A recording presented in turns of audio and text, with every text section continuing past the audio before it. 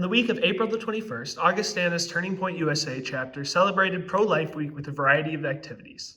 They began early Monday morning by setting up a Cemetery of the Innocent with 200 white crosses on the campus green, each representing 14 abortions a day. Turning Point members also chalked pro-life messages in front of the Morrison Commons. Leadership from Turning Point declined requests for an interview. Throughout the day, Turning Point students watched over the cemetery to prevent vandalism.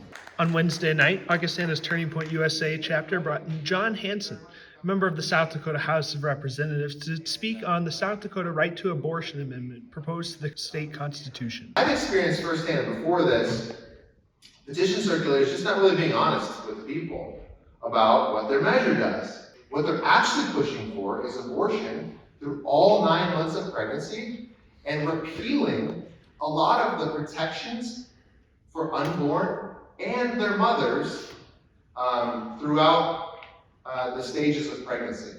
Though the amendment would allow for abortion throughout pregnancies, late-term abortions are rare. According to the CDC, 93% of all abortions in the U.S. are performed in the first trimester, and 99% of abortions are performed during the first 20 weeks of pregnancy.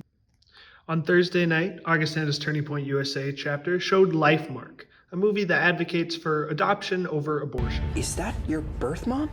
She wants to meet. Turning Point's Pro-Life Week events provoked a variety of reactions from Augustana students. I'm Sophia Eisma. I'm a junior, a BizCom major, and with minors in entrepreneurship and accounting. I think Pro-Life Week is a really good thing to have.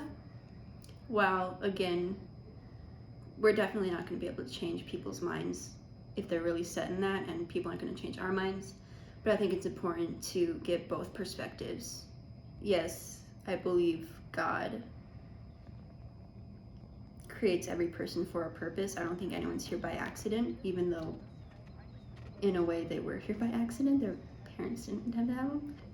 It's hard, but I can't get past the fact that that's a baby and that that's a living thing growing. So I think the goal of Pro-Life Week is, again, to just learn more about it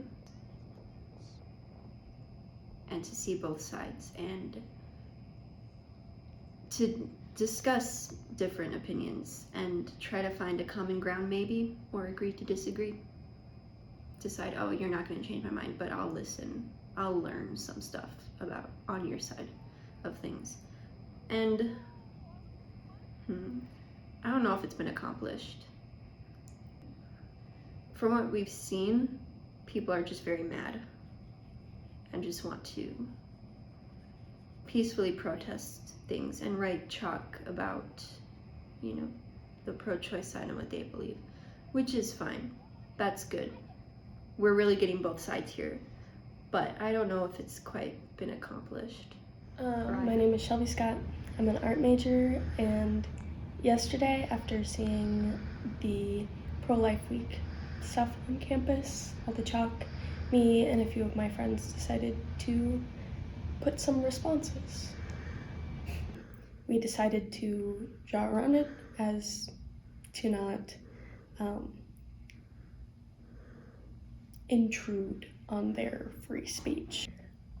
I think every group on campus has a right to free speech, but in turn, every other group has the right to speak on their free speech. The graveyard and the chalking was triggering for a lot of students.